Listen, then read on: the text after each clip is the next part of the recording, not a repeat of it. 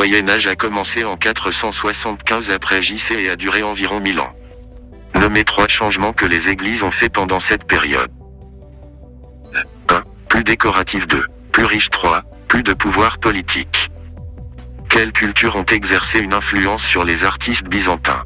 1. Romane. 2. Grecque. 3. Orientale. Pourquoi les architectes qui créant des structures romanes ne pouvaient pas y inclure beaucoup de fenêtres? Les fenêtres étaient trop lourds et épais. Par conséquent, l'intérieur des édifices romans était sombre. Quelles sont les 2 découvertes de la période gothique, qui ont permis des ouvertures dans les murs et par conséquent, des églises plus hautes et plus éclairées? 1. Arc-boutant. 2. Arc en ogive.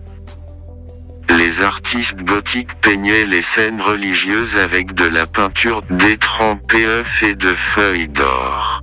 L'imprimeur et l'océan Pacifique et l'Amérique sont les 2 découvertes qui ont élargi les connaissances du monde au début du XVe siècle. Les personnes non religieuses s'appellent les laïcs. La Renaissance a vu renaître quelles 2 cultures antiques? 1. Grec. 2. Romain. La Renaissance a se déplacé d'Italie, à la France, et finalement en Angleterre. L'architecte italien, Filippo Brunelleschi, a découvert la perspective linéaire. La première femme italienne, à jouir d'une grande reconnaissance artistique durant la Renaissance, s'appelle Sophanie Anuisana. Quel médium utilisé par les artistes flamands, a révolutionné la peinture durant la Renaissance? L'huile.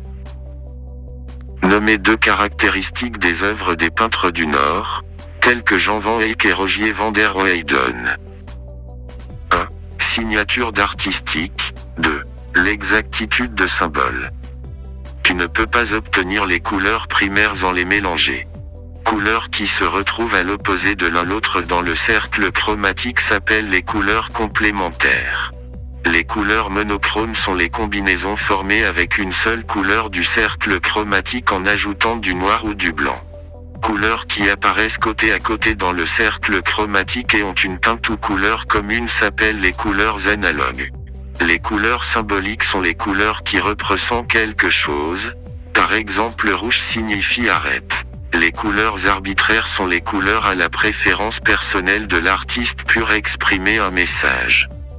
Les couleurs secondaires sont les couleurs créées par mélanger 2 couleurs primaires ensemble. Des teintes ou couleurs à travers lesquelles on ne peut pas voir la toile sont opaques.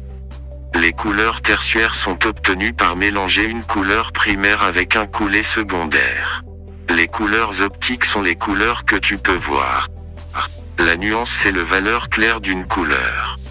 Le ton c'est le valeur foncée d'une couleur. L'intensité c'est le degré de luminosité d'une teinte ou d'une couleur. Les teintes à travers on peut voir la moitié toile sont translucides. Des teintes à traverser on peut voir facilement la toile sont transparents.